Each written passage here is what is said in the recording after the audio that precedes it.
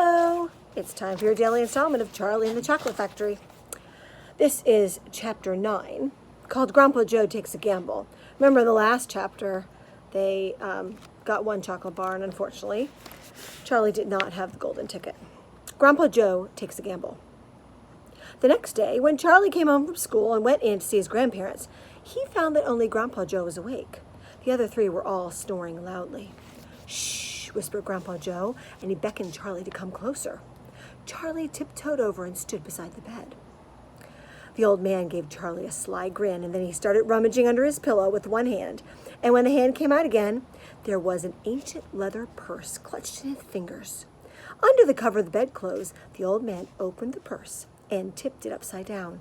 Out fell a single silver 10-cent piece. "It's my secret hoard," he whispered. "The others don't know that I've got it. And now you and I are going to have one more fling at finding that last ticket. How about it, huh? You'll have to help me." "Are you sure you want to spend your money on that, Grandpa?" Charlie whispered. "Of course I'm sure," spluttered the old man excitedly. "Don't stand there arguing. I'm just as crazy as you are to find that ticket. Here, take the money and run down to the street to the nearest store and buy the first Wonka candy bar you see and bring it straight back to me, and we'll open it together." Charlie took the little silver coin and slipped quickly out of the room. In 5 minutes, he was back. "Have you got it?" whispered Grandpa Joe, his eyes shining with excitement. Charlie nodded and held out the bar of candy. "Wonka's Nutty Crunch Surprise," it said on the wrapper. "Good," the old man whispered, sitting up in the bed and rubbing his hands. "Now, come over here and sit close to me, and we'll open it together. Are you ready?" "Yes," said Charlie, "I'm ready." "All right, you tear off the first bit." "No," Charlie said, "you paid for it. You do it all." The old man's fingers were trembling most terribly as they fumbled with the candy bar. "We don't have a hope, really," he whispered, giggling a bit. "You do know we don't have a hope, don't you?" "Yes," said Charlie, "I know that."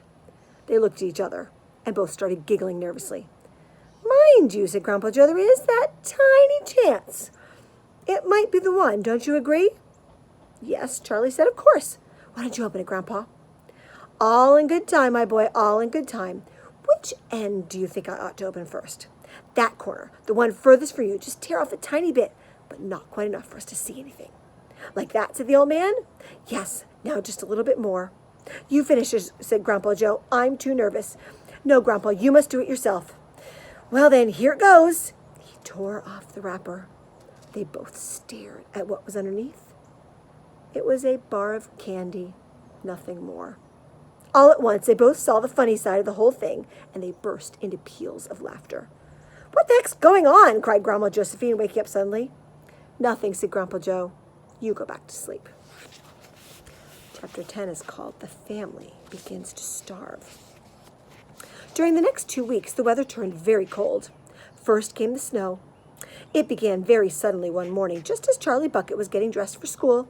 Standing by the window, he saw huge flakes drifting slowly down out of an icy sky that was the color of steel. By evening, it lay 4 feet deep around the tiny house, and Mr. Bucket had to dig a path from the front door to the road. After the snow, there came a freezing gale that blew for days and days without stopping. And oh, how bitter cold it was. Everything that Charlie touched seemed to be made of ice, and each time he stepped outside the door, the wind was like a knife to his cheek. Inside the little house, little jets of freezing air came rushing in through the sides of the windows and under the doors, and there was no place to go to escape them. The 4 old ones lay silent and huddled in their bed, trying to keep the cold out of their bones. The excitement over the golden tickets had long been forgotten.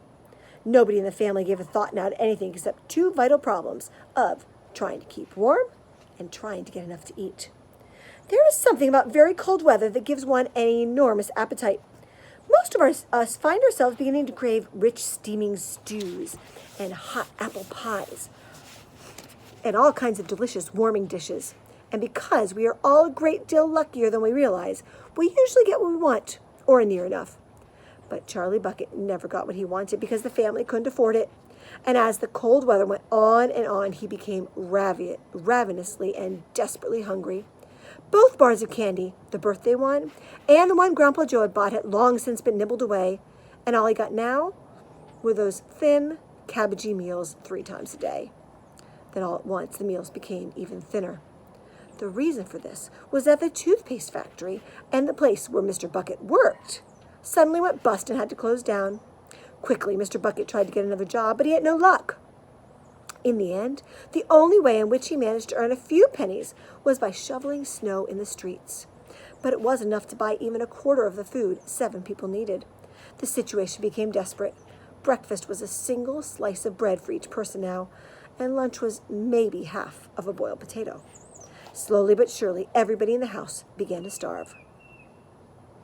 And every day, little Charlie Bucket, trudging through the snow on his way to school, would have to pass near Mr. Willy Wonka's giant chocolate factory. Every day as he came near it, he would lift his small pointed nose high in the air and sniff the wonderful sweet smell of melting chocolate. Sometimes he would stand motionless outside the gates for several minutes on end, taking deep, shallow, swallowing breaths as though he were trying to eat the smell himself. "That child," said Grandpa Joe, poking his head up from under the blanket one icy morning, "that child has got to have more food. It doesn't matter about us. We're too old to bother with, but a growing boy, he can't go on like this. He's beginning to look like a skeleton." "What can we do?" murmured Grandma Josephine. "He refuses to take any of our food. I hear his mother try to slip her own piece of bread onto his plate at breakfast this morning, but he wouldn't touch it. He made her take it back." "He's a fine little fellow," said Grandpa George. "He deserves better than this." The cruel weather went on, and every day Charlie Bucket grew thinner and thinner. His face became frighteningly white and pinched. The skin was drawn so tightly over the cheeks you could see the shapes of the bones underneath. It seemed doubtful whether he could go on much longer like this without becoming dangerously ill. And now, very calmly, with that curious wisdom that seems to come so often to small children in times of hardship, he began to make little changes here and there in some of the things he did so as to save his strength. In the morning, he left his house 10 minutes earlier so he could walk slowly to school without ever having to run. He sat quietly in the classroom during recess, resting himself, while the others rushed outdoors and threw snowballs and wrestled in the snow. Everything he did now, he did slowly and carefully to prevent exhaustion.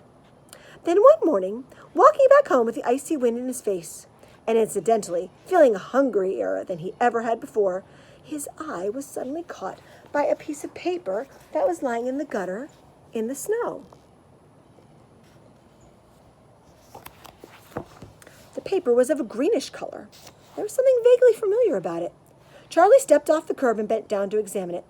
Part of it was buried under the snow, but he saw at once what it was. It was a dollar bill. Quickly he looked around him. Had somebody just dropped it? No, that was impossible because of the way part of it was buried.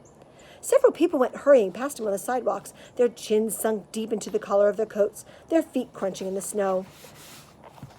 None of them was searching for any money.